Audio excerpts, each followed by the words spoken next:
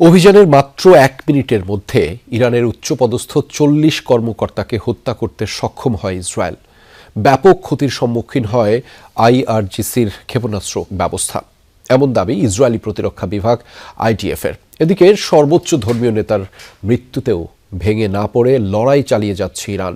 সামর্থ্যের সর্বোচ্চ দিয়ে যুক্তরাষ্ট্র, ইসরায়েল সহ মিত্রদের জবাব দিয়ে যাচ্ছে বিপ্লবী গার্ড বাহিনী আইআরজিসি। প্রাণ গেছে কমপক্ষে ৬ জনের। ট্রাম্প নেতানিয়াহুকে কঠোর পরিণতির হুঁশিয়ারি দিয়েছে তেহরান। নির্মাণ কাজেও আমি বেছে নেই CSRM TMT 500W, committed for better still.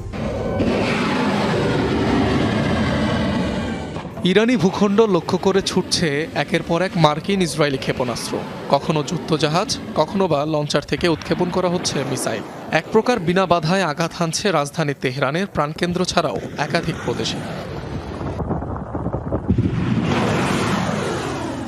রোববারও ইরানের বিভিন্ন স্থানে যৌথ হামলা অব্যাহত রেখেছে ইসরায়েল যুক্তরাষ্ট্র। রাজধানী তেহরান ছাড়াও তাবরিজ, কোম, কারাজ, কেরমানশাহ সহ ৩১টির মধ্যে ২৪টি প্রদেশেই হয়েছে হামলা।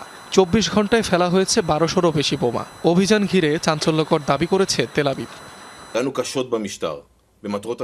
আমরা ইরানি শাসক গোষ্ঠী, কমান্ড ও কন্ট্রোল সেন্টার, আকাশ প্রতিরক্ষা এবং ক্ষেপণাস্ত্র ব্যবস্থায় ব্যাপক আঘাত করেছি।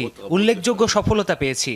প্রথম আক্রমণেই আইডিএফ ১ মিনিটের মধ্যে ইরানি শাসক গোষ্ঠীর ৪০ কমান্ডার এবং সিনিয়র সদস্যকে হত্যা করেছে।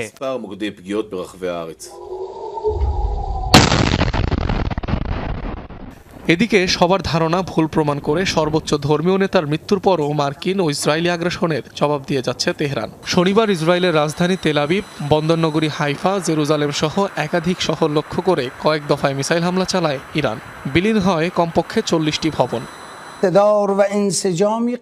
খামেনির মৃত্যু পরবর্তী সময়ের পরিকল্পনাও আছে। সন্দেহ নেই প্রতিরক্ষা বাহিনী এখন পর্যন্ত তাদের ক্ষমতার একটি অংশ ব্যবহার করেছে। স্পষ্টভাবে বলছি, ট্রাম্প, নেতানিয়াহু এই দুই নোংরা অপরাধীরা রেড লাইন অতিক্রম করেছে। এর মূল্য দিতে হবে।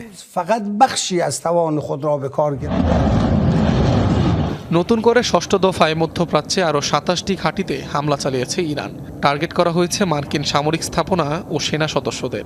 কাতার, বাহরাইন, জর্ডান ও সংযুক্ত আরব আমিরাতে একাধিক ইরানি ব্যালিস্টিক মিসাইল ইন্টারসেপ্ট করা হয়েছে। সাইরেন বেজেছে কুয়েতেও। এদিকে ট্রুথ সোশ্যালে দেয়া এক পোস্টে ইরানকে নতুন করে হুঁশিয়ারি দিয়েছেন মার্কিন প্রেসিডেন্ট ডোনাল্ড ট্রাম্প। আগের যে কোনো সময়ের তুলনায় জোরালোভাবে আঘাত করা হবে ইরানকে বলে হুমকি দিয়েছেন তিনি। অনিক রহমান, যমুনা নিউজ।